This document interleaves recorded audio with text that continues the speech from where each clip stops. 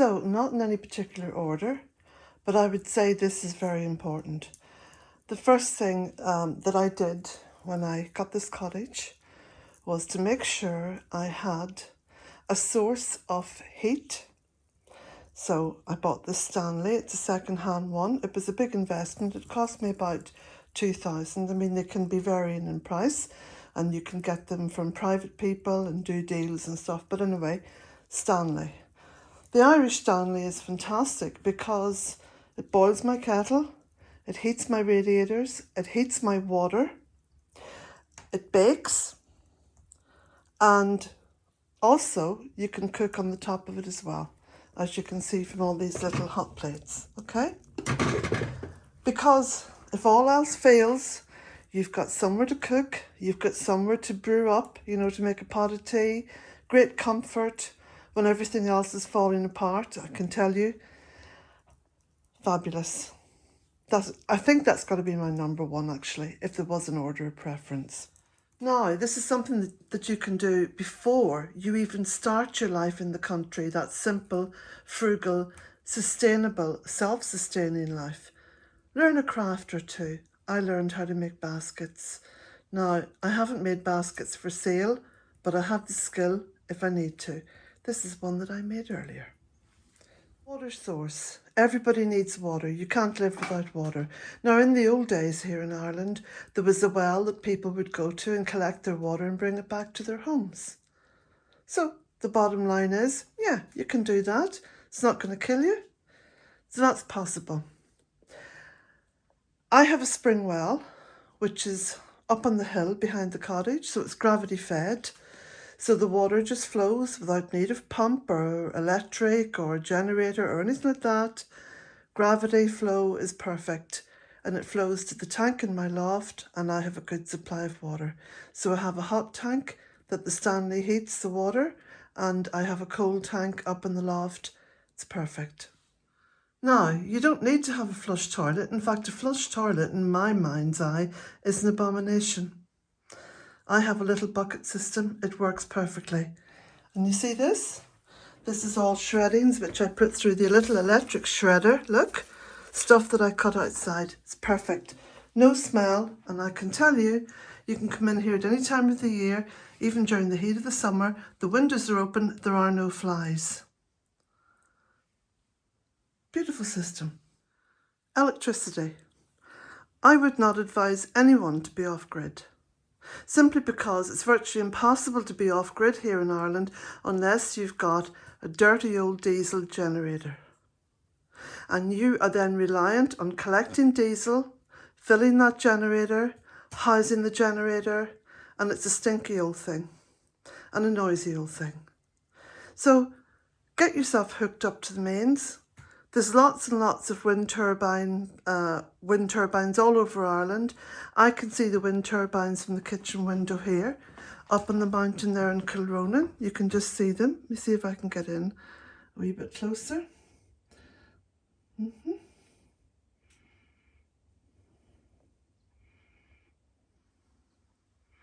Okay, so get hooked up to the electric. But here's how I handle it, and I think it is a perfect system. I have a little pay-as-you-go meter, and usually about once every 2 weeks I'll put €20 on it. Here's my little pay-as-you-go meter. Okay, now if I don't have any money and I can't top up that meter, it's no big deal. I can live for a few days without the electric if I have to. But it means that I don't have any bills coming in. And therefore, in that sense, I am self-sufficient. And furthermore, like when it comes to electricity, if you're going to do up an old cottage and live a simple life, you know, electric is a fantastic aid. I live on my own, so to have electric is wonderful. You know, when it comes to shredding the stuff I need for the compost toilet, when it comes to cutting up wood, I've just cut up a load of wood with a little, what's it called? Jigsaw. I use a wee jigsaw. So it's worth paying the money to get hooked up to the electric. It's a good long-term investment. Okay, next one. Living in the west of Ireland, it's a very wet climate. It's also a beautiful climate. I mean, I love it. But this is what I did to the back of the cottage.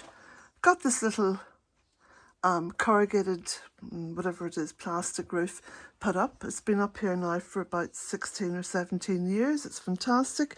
It gives me a dry area. In the early days I used to store wood here, and then I had a little barn built on, which again is a very similar thing. It's just a wee lean-to, but it works perfectly. And I can store all my bits and bobs in there, and, you know, wood and little bits of turf and stuff I collect. I'm having a bit of a sort out here at the moment, so excuse that. And again, build everything in wood, because wood is quite sustainable. I mean, you know, you look around the west of Ireland and you see loads of plantations of these conifers, and I don't particularly like them, but you do get wood, and yeah, wood, as long as it has an overhang like this, very rarely rots, you know. I mean, this has been up here now for 16 years or something like that. Perfect, you know. And these little windows, look, I found in a skip in London. The little Georgian windows. Hand-blown glass, there's wee bubbles in the glass. Talking about wood, I built this little porch in wood, and again, it's just a lovely wee add-on to the front of the cottage. It has enough space to house 2 single beds, single bed each side, and so it can be used as a little extra bedroom. But it's a brilliant little place. I sit in here. I got this special chair for it, look, because it's lovely just to sit here and listen to the birds, look out. And again, very simple. Most of it I built myself. The little windows, now you can't open them because they're little sealed units that I picked up second hand for about €22. That's something else. If you're going to build something, buy the windows first. Build around the windows. It's very simple. Okay, another good helpful hint is diversify. So don't put all your eggs in one basket. Oh, I'm being distracted here. Look at this beautiful wasp's nest that they built into an old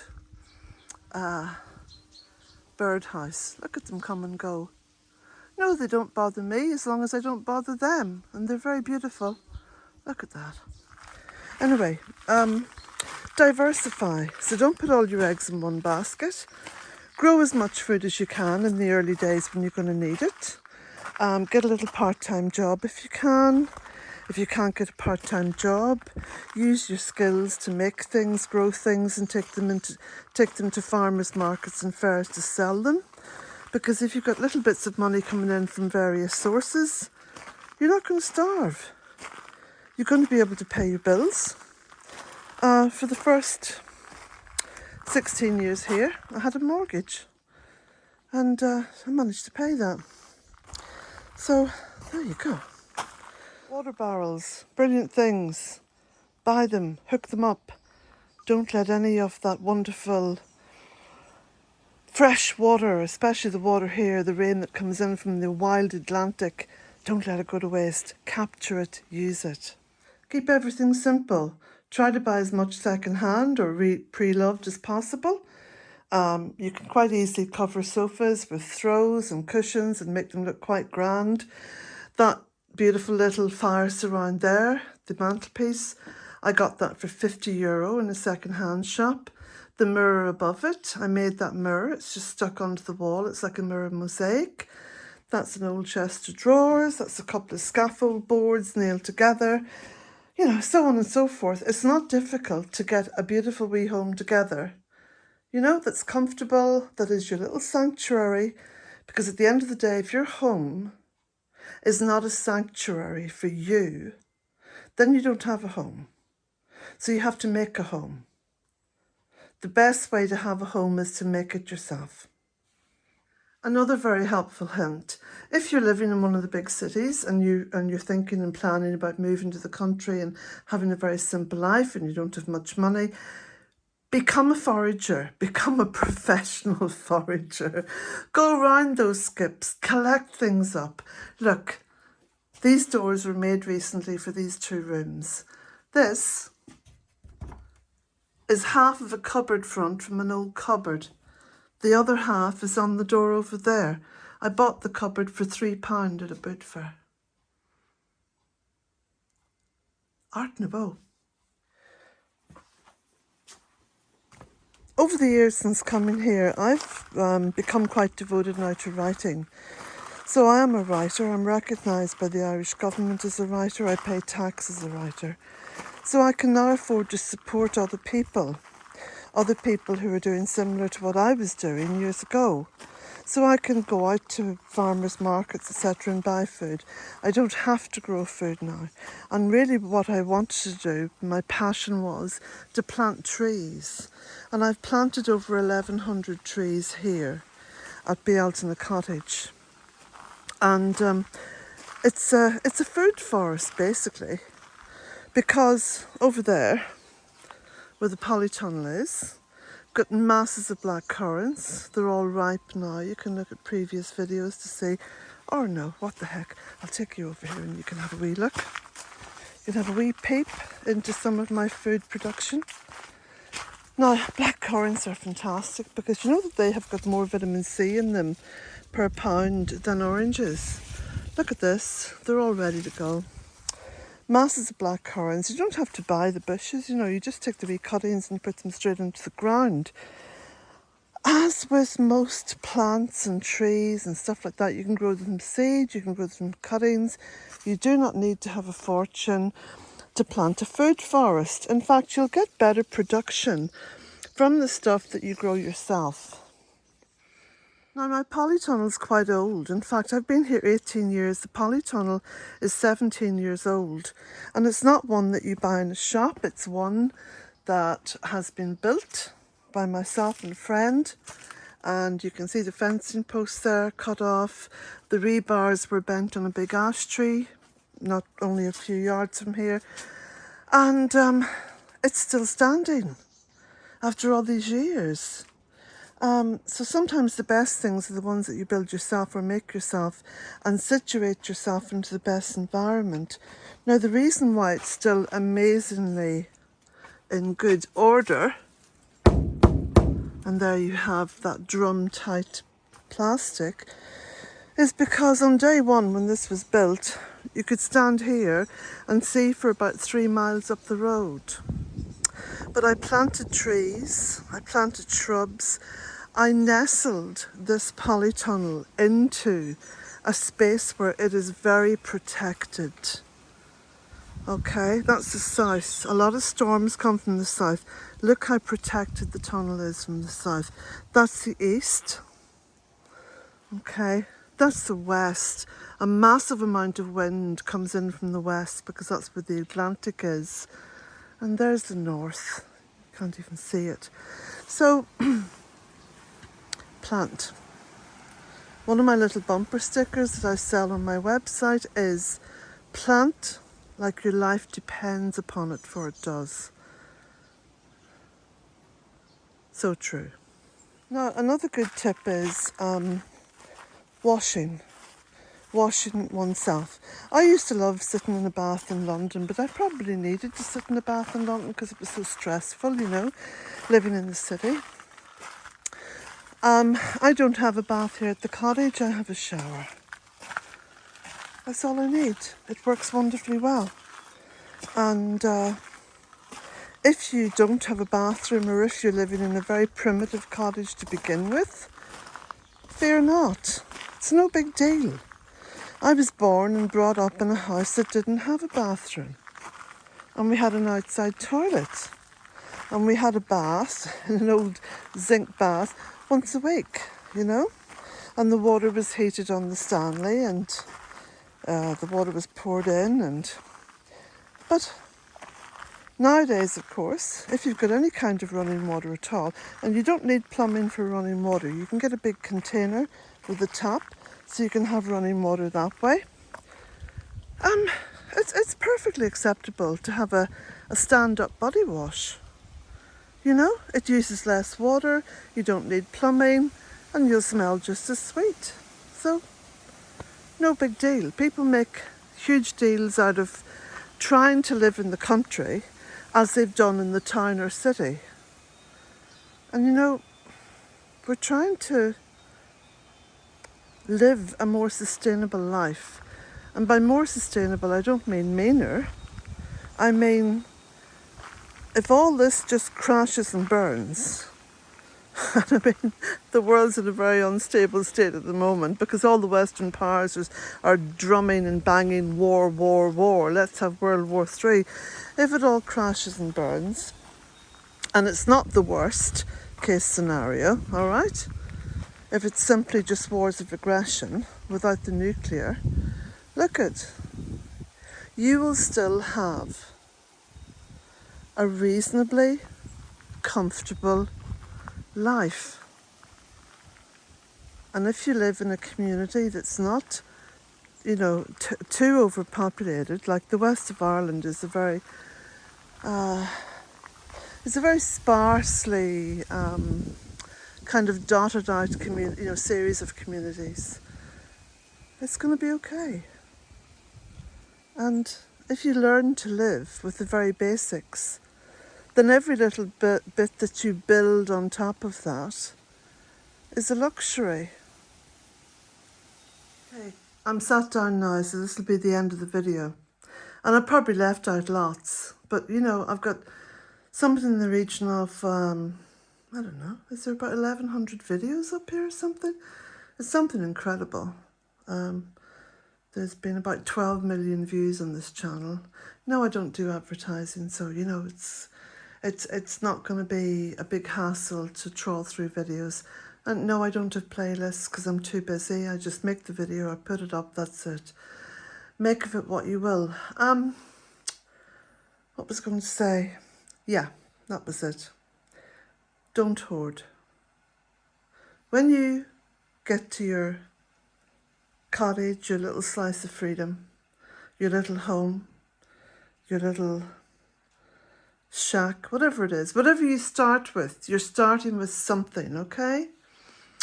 So whatever you start with, yeah, you do need to bring all those things that you've foraged and reclaimed and you've gotten hold of in junk shops and charity shops and boot fairs, because they're all going to be useful. Keep them all in one place. As and when you start to build and create your home, like I made those shelves over there and stuff like that, did all the wood panelling. I didn't have any notion of woodwork, by the way. I had no training in it whatsoever. But you know, I just learn as I go. Don't hoard. Do not hoard. Whatever you don't need, give away, upcycle, recycle, whatever it is. But don't hoard. And I'll tell you why. If you're surrounded by a whole heap of stuff, and I'm just going to call it stuff, because you look at a big pile and you think, oh, stuff. It's very oppressive. It oppresses you. It also depresses and represses your energy. And you're going to need a lot of energy for the task ahead, because I expended massive amounts of energy. I mean, I still do. One of the good things about, you know, using your energy is the more you use, the more you get. Energy creates energy. It's a continual flow. It's only stopped when you stop. So don't have anything impeding that flow. And if you've got masses and masses of stuff and loads of junk, and yeah, you might look at my cottage and think, oh, she's a bit oversubscribed with the old stuff. Well, actually, no, I'm not. This is my comfort zone. I'm quite comfortable with this. It's easy to keep tidy. It's easy to keep clean. Yes, I'd made the floors myself. They're just broken tiles I got from a tile shop in my local town that was being thrown out. You know, the broken tiles. Don't have stacks and stacks of stuff around you. And if you have a partner who likes to collect stuff, a lot of people have one of those.